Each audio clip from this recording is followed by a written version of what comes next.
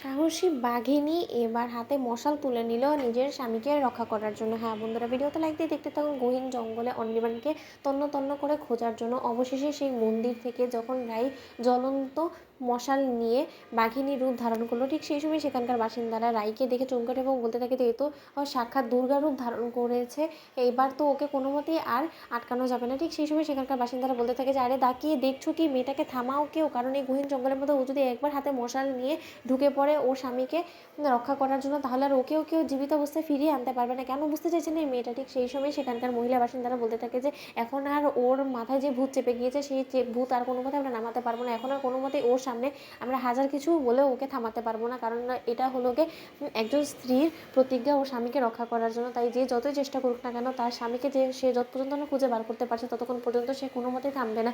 তোমরা বরঞ্চ এখানেই থাকো, আমরা বরঞ্চ ওর সঙ্গ দেওয়ার জন্য সেখানে যাচ্ছি। কারণ আর যাই হোক না, কারণ আমরাও তো একটা নারী, আমরা খুব ভালো করেই বুঝতে পারছি যে ওর মনের অবস্থাটা ঠিক কী। ওর স্বামীকে না পেয়ে কোথাও ও নিশ্চয়ই ভেতরে ভেতরে দুমড়ে মুচড়ে শেষ হয়ে যাচ্ছে। তাই এই যাত্রায় যদি ওকে আমরা একা ছেড়ে দিই, তাহলে আর যাই হোক না কেন আমরা বাড়ি ফিরে কোনো মতে ঘুমোতে পারবো না নিশ্চিন্তে, এবং আমরা নিজেকে কোনোদিনও ক্ষমা করতে পারবো না।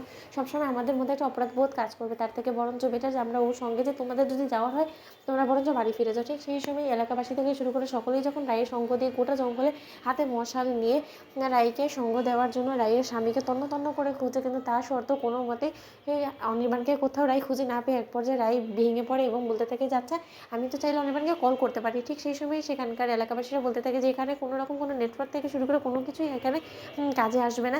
একমাত্র তুমি ঈশ্বরকে ডাকো, ঈশ্বর যদি তোমাকে তোমার স্বামীর কাছে আদৌ ফিরিয়ে দিলেও দিতে পারে। নয়তো আমাদের মনে হয় না যে গহীন জঙ্গলের মধ্যে এখনও পর্যন্ত কোনো হিংস্র প্রাণীরা তোমার স্বামীকে আদৌ জীবিত রেখেছে। কারণ এখানকার হিংস্র প্রাণীরা রাতের অন্ধকারে কোথা থেকে কোন মানুষকে টেনে হিঁচড়ে নিয়ে গিয়ে ওদের রাতের খাবার বানিয়ে ফেলে তারই নেই ঠিক। অন্যদিকে অনির্বাণের এই কথা শোনা মাত্রই রাই বলতে থাকে যে না, এটা কোনো মতে হতে পারে না ঠাকুর, এতটা পাষণ্ড কোনো মতে হতে পারে না আমার সাথে। কারণ আর যাই হোক না কেন আমি আমার গোটা জীবন ধরে শুধু সকলের ভালোই করে গেছি, কোনোদিনও কারো খারাপ করিনি, তাহলে ঠাকুর আমাকে এরকম শাস্তি কেনই বা দিবে? ঠিক সেই সময় সেখানকার বাসিন্দারা বলতে থাকে যে ঠাকুর সবসময় ভালো মানুষেরই কিন্তু বোন পরীক্ষা নেয়, তাই ঠাকুর হয়তো বা তোমারও পরীক্ষা নিচ্ছে, তোমার ধৈর্যের পরীক্ষা নিচ্ছে। তাই এই যাত্রায় তুমি ভেঙে পড়লে কোনো মতেই চলবে না, এই অবস্থায় তোমাকে শক্ত হতে হবে। অন্যদিকে অনির্বাণকে খুঁজতে খুঁজতে এক পর্যায়ে যখন সকাল হয়ে যায়, ঠিক সেই সময় সেখানকার এক এলাকাবাসী চিৎকার করে ওঠে এবং বলতে থাকে যে সেখানে একটা লাশ পড়ে আছে, আর চেহারাটা দেখে তো চেনা মুশকিল, কারণ চেহারাটা রীতিমতো একদম থেতলে গিয়েছে।